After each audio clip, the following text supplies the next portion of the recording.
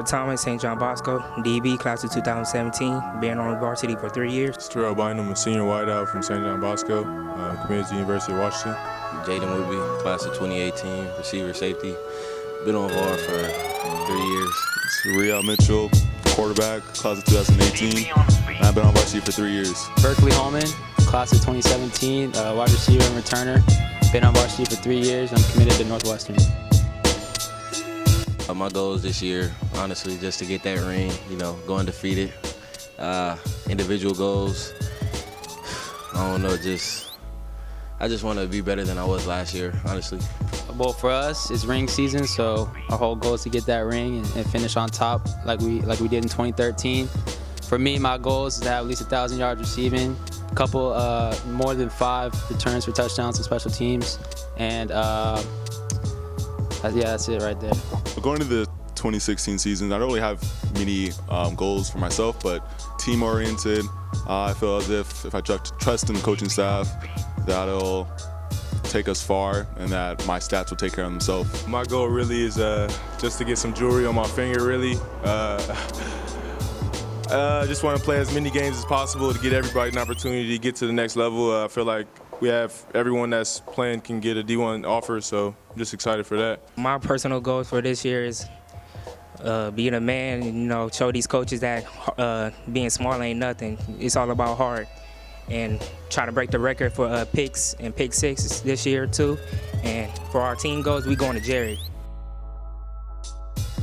The modern-day Bosco game, this is going to be my first year playing in it. All I really want to do is show them why I am who I am, while I get all of the publicity and everything. But, it's just going to be fun this year. We just going to ball out, do what we got to do. This upcoming season, I'm really excited for the Mater Dei game because ever since 7th grade, playing in the passing leagues, we always used to play against Mater Dei, and it'd go back and forth as far as victories.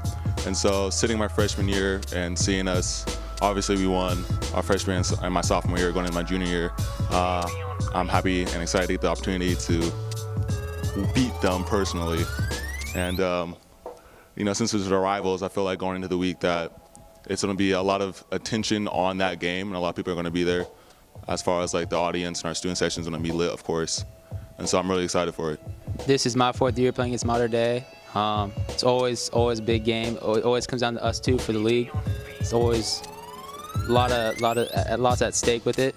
So we're gonna come out ready to go. They beat us in passing league this year, but that's passing league. So we'll be ready to go. Playing against Mater Dei is always fun. They got D1 guys, we got D1 guys. It's a really good idea of how the next level is going to be, because we're going to see a lot of those guys at the next level anyways. Even though they have talent, I believe we have more heart than them, and I think we're going to come up on top. Well, so they already know what happened to him last year, and you know what? We trying to repeat that again this year. So that's my goal for them, man. I've been playing against them for 4 years. I haven't lost to him now, and I'm not going to lose to him for my senior year. Week 1, we go to Ohio, play St. Xavier. They're supposed to be the best team out there, but we the best team in Cali, so we're going to bring that Cali out there to Ohio. Let them, we're going to show them what that Cali ball is about. We got the best dudes on offense and defense. Week 1, all the tensions, everything is going to be there. Everybody going to be nervous, everybody going to be excited, everything. We've been watching film on this team for a long time now, and we feel pretty prepared about it. I don't think it's anything that we're going to be surprised by, and they're just going to have to see how we play ball in Cali. Being granted the opportunity to go down up to Ohio and play one of the best teams, St. Xavier, on August 27th on ESPN, it'll be my first start as Bosco's quarterback, and I feel really confident in our team. And watching film on them, they're only bringing back 2 players that had any varsity time last year, so I feel confident in our veterans on offense and that we'll get the job done on offense and defense.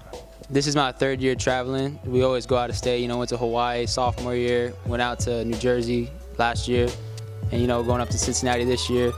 We always tend to take care of business when we go out of state, so I don't see what's the difference this year.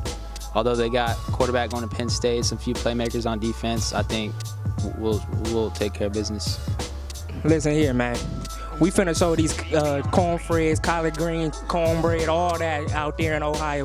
What we finna do with this Cali swag, man. We finna bring Sweet Baby Ray's over there, bro. We dripping sauce over there on the Ohio, man. That's all we gotta do. Just sprinkle it over there, sprinkle it, season it up a little bit, give some baby back ribs and all, man. We finna show them what we do. We gonna bring our money, we gonna be hungry, and that's how we gonna ball.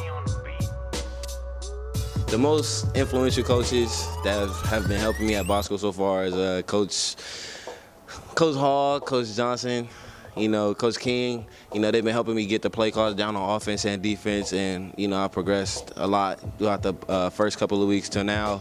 And I just feel a lot more confident on the field, knowing the plays. On defense, I still have a little bit of trouble. On offense, so I got to ask some of the receivers to help me out a little bit. But, overall, I'm feeling like I'm getting a little bit better. Bosco has a bunch of good coaches. They all love their job, but the one who's been most influential to me would have to be Coach Johnson. I've known him since 4 vertical in 8th grade. We carpooled for 3 years until I got my license, but me and him have a really close bond. He's always on my ass trying to get me right, get me ready for the next level, which I appreciate. He's looking out for me and what's best for me. So I think he does well with us and all my other teammates. Like Berkeley Holman said, we have a lot of great coaches at Bosco, and I feel like 2 that stick out the most are our offensive coordinator, Chad Johnson, and our head coach, Jason Negro. Coach Negro, after every practice, really motivates the team. And, he's a realist, so he'll tell us if it was a good practice or a bad practice and what we have to do to get better. And then Coach Johnson, from a mental standpoint, he's always on the quarterbacks. From physical mistakes, he'll let those go, but mental mistakes, you're paying for them. So from a quarterback's perspective, he's on us very hard, and I'm grateful for that, so that when I get to the next level, like Josh Rosen, he's flourishing, and so I hope to do that too. There's a lot of great coaches at Bosco, but the ones I'd like to key on probably be Coach Johnson, Coach Lehman, and Coach Treggs.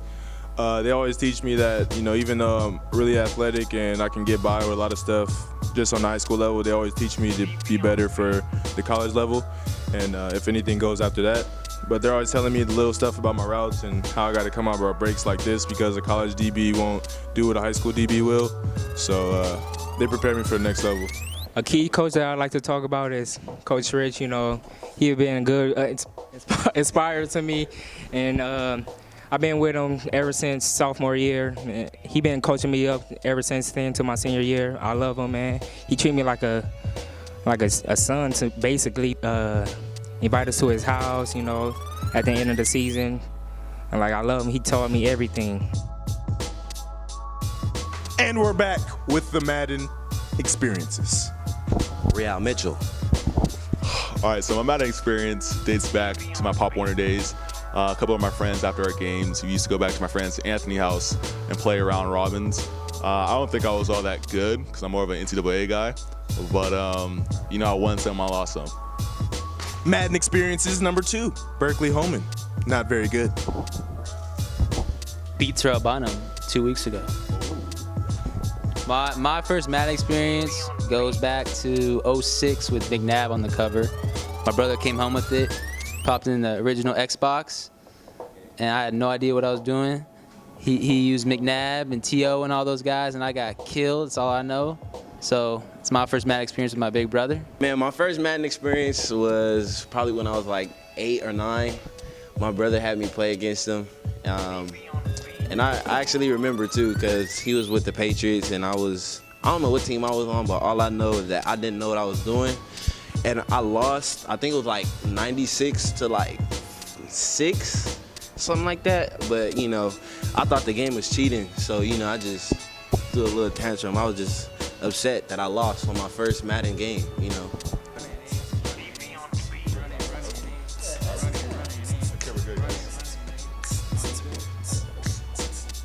What? Dun-dun-dun, dun-dun-dun. So my first experience was probably, Madden 04. Mike Vick on the cover, favorite player, I had to use him. Picked the Falcons every single time. Did not care about who won, just probably ran around in circles the whole time.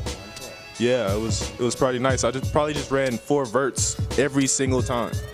And it was kind of nice. Up the mid, up. Does it matter? It don't. It really don't. You're right. It's Mike Vick. But that was pretty much it. You know, I didn't really care if I won or lost as long as Mike Vick had over 700 yards.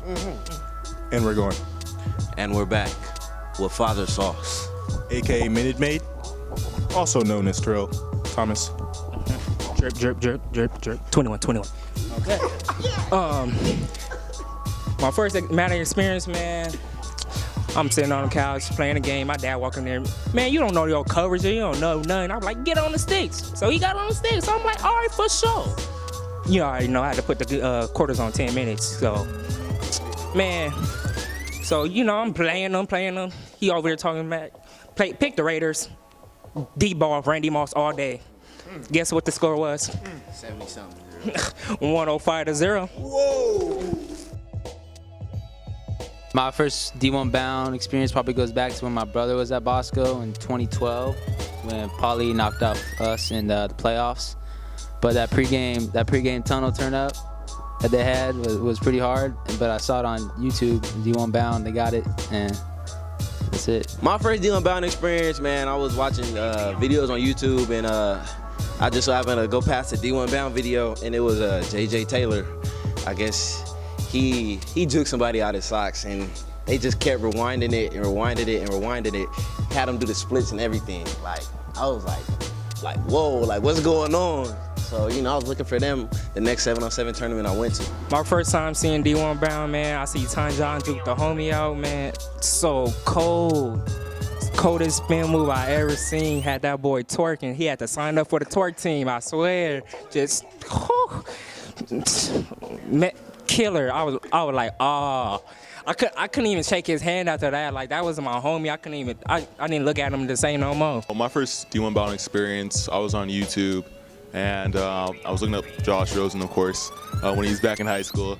And it was him and Nigel Hale. They were at a 7-on-7 tournament. And so that was my first experience, and I was like, okay, well, I gotta get a recording by these guys. I kind of always knew about D1 bound, but one time I saw these sweat shorts, man, cold, man. Had to ask my boy, like, what color? They was black, bro, with the red letters. Yeah, bro, it was cold. Anyways, I was like, bro, like, those cold. Where you get those from? He's like, go talk to AP over there. Now I'm here.